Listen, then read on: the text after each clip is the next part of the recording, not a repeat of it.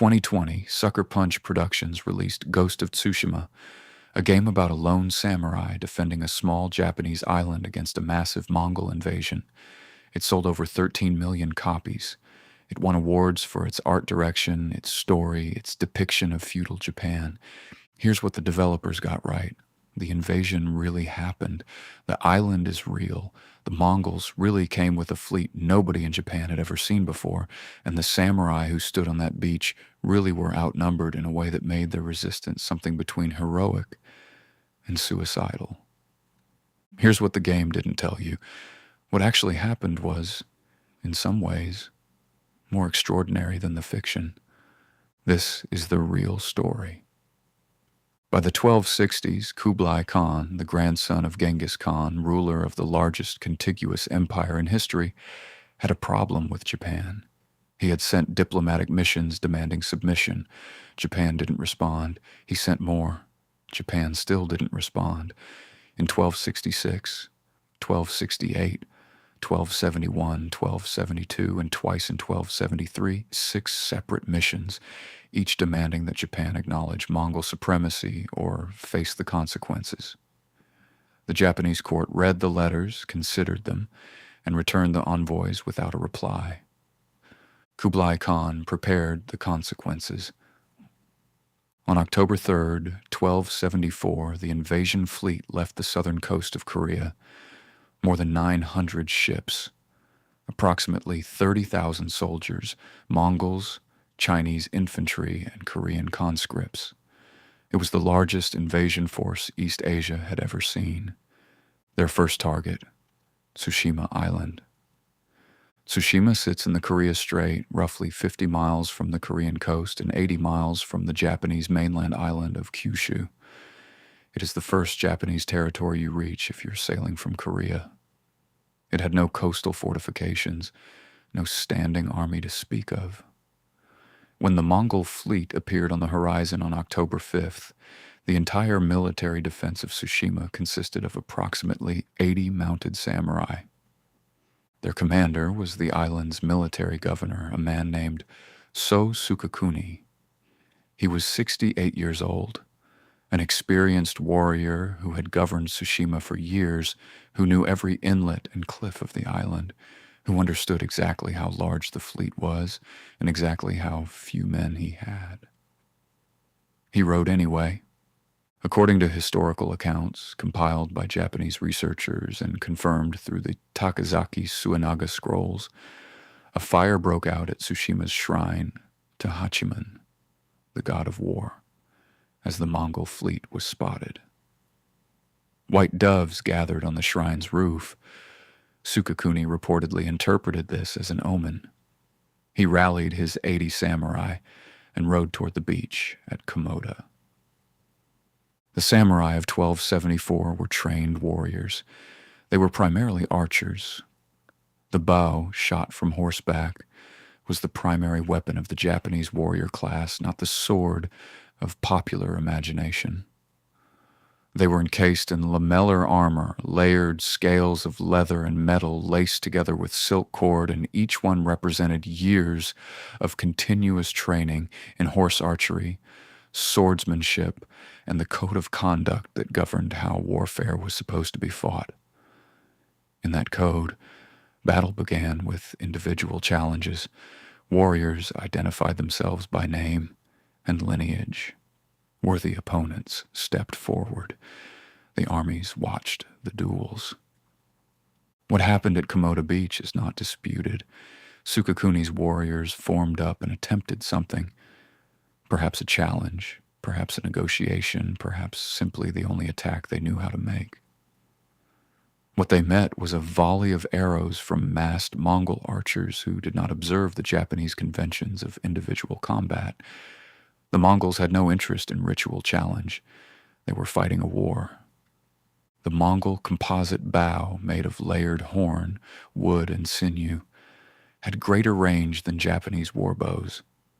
The Mongol archers operated in rotating volleys, one rank shooting, stepping back to reload, the next rank stepping forward and shooting, maintaining continuous fire with no gap for the target to close the distance.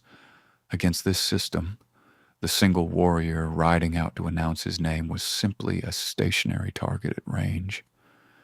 More than half the samurai were dead within the first minutes. Sukakuni himself was killed. The remaining defenders fell back or were overrun. Tsushima fell within days.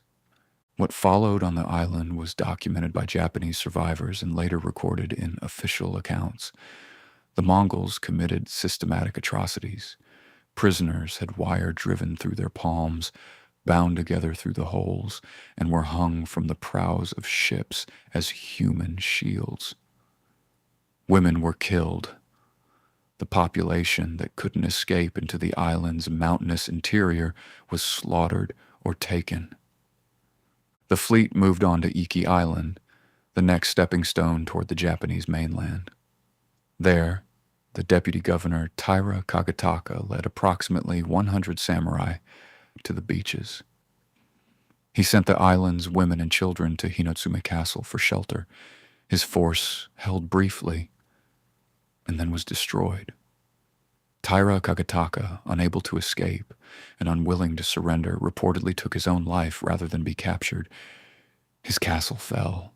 The island fell. The Mongols pressed on toward Kyushu and Hakata Bay. At Hakata Bay, the largest harbor on Japan's southern main island, they finally met organized resistance. Japanese warriors had been alerted by the time the fleet arrived. Samurai forces gathered on the beach and tried to hold the landing. Here, for the first time, the Japanese defenders confronted weapons they had never seen. The tetsuhao, ceramic or iron shells packed with gunpowder, shrapnel, and sometimes poison, were thrown or launched onto the beach and into the Japanese formation. When they detonated, the explosion combined with the noise and the shrapnel had a specific devastating effect on Japanese war horses, which had never encountered gunpowder before. Horses bolted, formations broke apart. The Mongols' rotating volley system of archery, one rank shooting while another reloaded, maintaining continuous fire, was something else the samurai had no framework for. They had trained for individual combat. They were meeting a coordinated military machine. The Japanese were pushed back off the beach and into the town of Hakata, which the Mongols burned. And then, inexplicably, the Mongols stopped. The reason is debated by historians. The official Mongol records mention a great storm. Japanese records mention the same storm.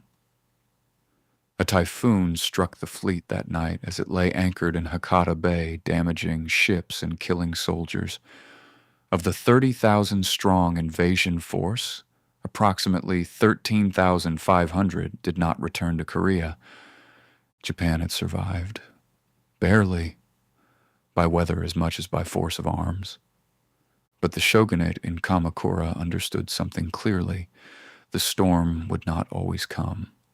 The Mongols would return. And Japan had one thing it had never had before: time to prepare.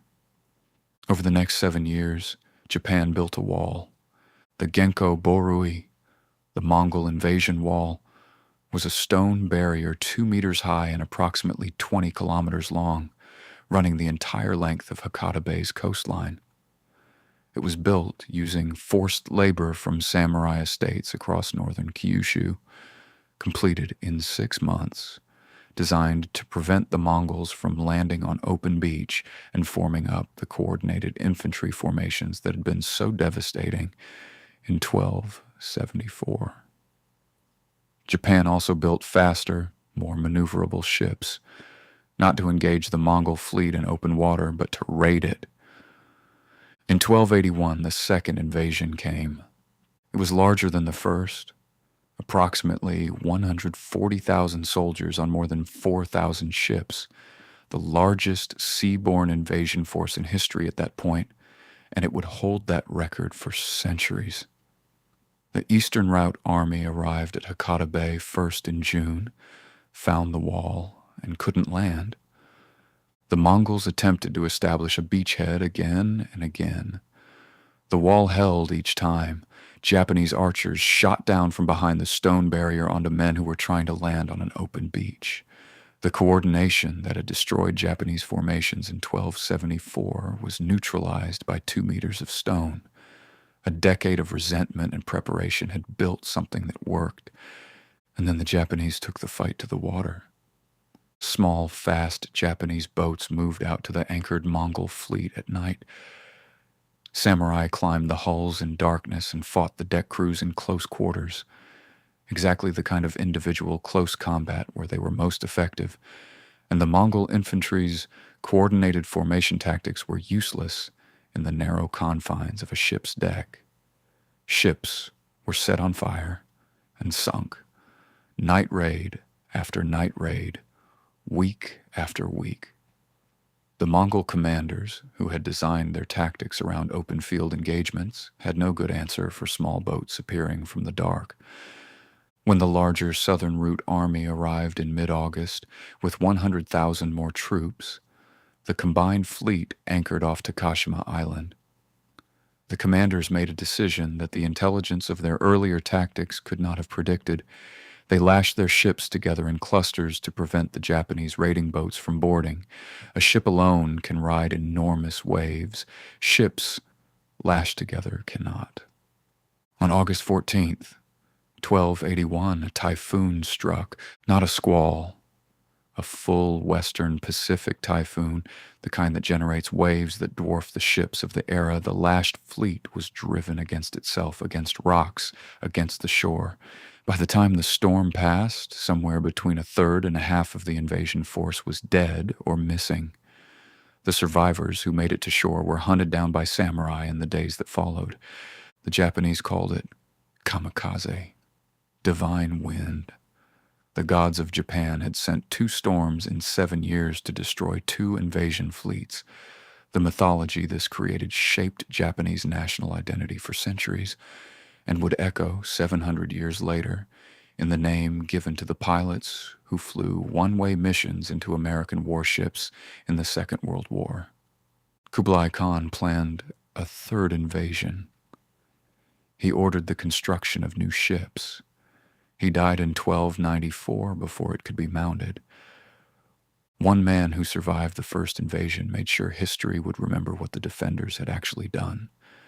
Takazaki Suinaga, a minor samurai who had fought at Hakata Bay in 1274 and again in 1281, commissioned a set of illustrated scrolls in the 1290s depicting the invasions in detail, the Moko Shurai Ekotoba, the illustrated account of the Mongol invasion, survive today in the Tokyo Imperial collections.